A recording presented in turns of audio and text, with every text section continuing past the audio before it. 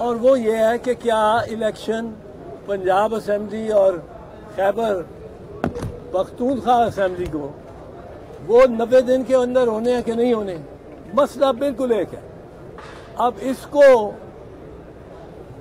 जो कोशिश की जा रही है कि इसमें भी उलझा दिया जाए कि बेंच 7 मेंबर का होना चाहिए था, 9 का, फुल कोर्ट, या जो सुओ मोटो लिए जाना चाहिए था कि नहीं, चीफ जस्टिस के क्या इख्तियारात हैं।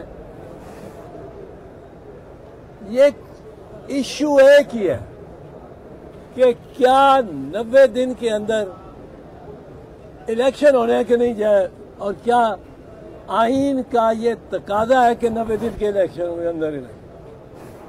अब उसको भूल भुलैयों में डाल के आप किसी से बात करते हैं कि 90 दिन के लिए इलेक्शन होने चाहिए, वो कहता नहीं जी जो बेंच बने हैं ना, वो सुप्रीम कोर्ट के चीफ जस्टिस को इख्तियार नहीं होना चाहिए बेंच बनाने का। फिर आप कहते हैं भाई साहब मैं बात कर रहा हूं आर्टिकल 1052 का, जिसमें लिखा हुआ है कि on a date not later than 90 days, 91 दिन नहीं गुजर सकते। आज ये केयर टेकर जो पंजाब के हैं वो गैर आईनी हो गए। अब उनकी आईनी कोई हैसियत नहीं रही। कोई रकम, कोई पैसा, कुछ नहीं खर्चा जा सकता, कोई सैंक्शन नहीं दिया जा सकता, आटा फ्री नहीं बांटा जा सकता इनके निगरानों के दस्तखतों से, क्योंकि इनका तो पीरियड खत्म हो गया। तो आप फिर कहते हैं जी 90 सवाल भाई साहब ये है कि 90 दिन में इलेक्शन क्यों नहीं हुए। वो कहते हैं इलेक्शन हो ना हो, वो दरअसल ये है कि 2 सीनियर जज भी चीफ जस्टिस के साथ बैठने चाहिए, और वो जो सीनियर जज है उसको इग्नोर नहीं करना चाहिए, और बेंच 7 का नहीं बनना चाहिए, 8 का बनना चाहिए। भाई बात ये है, हमें बताएं इस पे आप बिल्कुल अड़ जाए करें, हमें ये बताएं कि 90 दिन में इलेक्शन होने हैं कि नहीं, और वो कहां तक ले गए हैं। वो चीफ इलेक्शन कमिश्नर ने इसमें बड़ा हाथ डाला है। जो इंतजामिया में जो इसमें जिम्मेदार है, उनमें बराए रास्त जिम्मेदार राना सनाउल्लाह खान, लॉ मिनिस्टर अफजल नजीर तारर साहब, प्राइम मिनिस्टर शहबाज शरीफ। इस वक्त तो सीधा सवाल है, ये ले गए हैं पार्लियामेंट में। पार्लियामेंट से कोई जंग नहीं करना चाहता, कोई जंग नहीं करना चाहता। पार्लियामेंट में अगर पार्लियामेंट ने कहा है, कुछ कह दिया है, आपने सिर्फ पूछना है चीफ एग्जेक्टिव को, चीफ एग्जेक्टिव राना सनाउल्लाह साहब, आप अदालत में आए और बताएं आपने क्यों कहा कि 14 तारीख को इलेक्शन होने नहीं देंगे। 14 मई को सुप्रीम कोर्ट कह रहा है 14 मई को इलेक्शन होने, आप कह रहे हैं होने ही नहीं देंगे। शहबाज शरीफ साहब, आपने किस तरह ये कहा और क्यों फैसला किया कैबिनेट में जाके कि सुप्रीम कोर्ट के फैसले के बरखिलाफ हमने चलना है। ये 3-4 लोगों को सुप्रीम कोर्ट तलब करे, प्राइम मिनिस्टर को, वो चीफ एग्जेक्टिव है, लॉ मिनिस्टर को, इंटीरियर मिनिस्टर को राना सनाउल्लाह को, इलेक्शन कमिश्नर को, और उनसे पूछे कि आपने क्या ये उनके बयान कन्फ्रंट करें कि आपका ये बयान पार्लियामेंट से बाहर, पार्लियामेंट में नहीं, पार्लियामेंट से बाहर आपने बयान दिया कि हमने सुप्रीम कोर्ट के फैसले को डिफाई कर रहे हैं।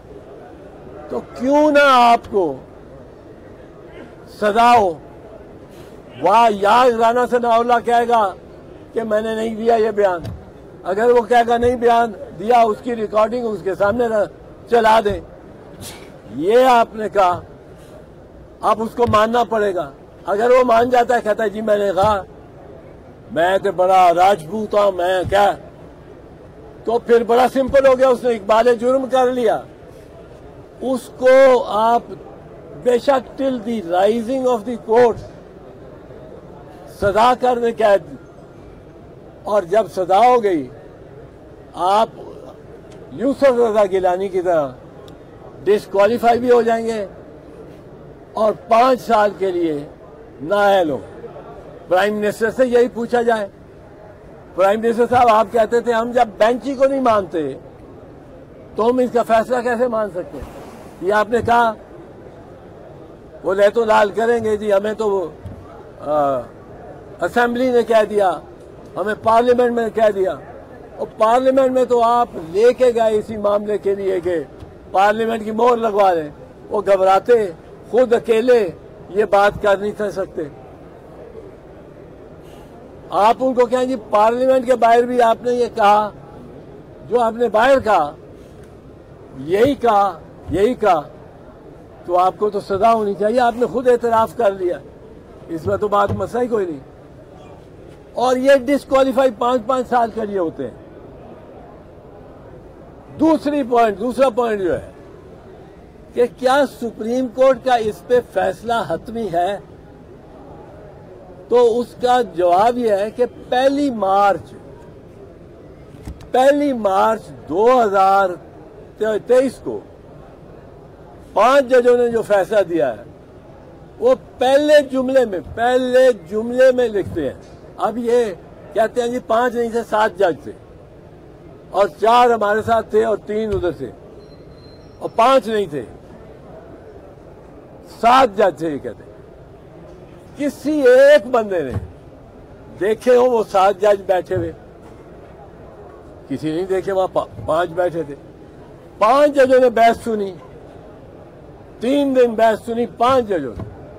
अब जिस जज ने बहस सुनी ही नहीं, वो तो अदालत का हिस्सा, वो तो फैसला ही नहीं दे सकता, उसका तो फैसला नहीं पार्टीज को अफेक्ट कर सकता। अब केस सुनते हैं 5 जज, 2 जज दीगरान कहते हैं हमारा भी वोट डाल लें। ये कोई गवर्नमेंट कॉलेज की प्रॉक्सी तो नहीं है, ये सुप्रीम कोर्ट है। अगर आपने केस की में बहस सुनी ही नहीं, आपका नाम आ ही नहीं सकता, आपका वोट आ ही नहीं सकता। और वो फैसला पहली मार्च का जो फैसला है वो बड़ा वाज़ेह है।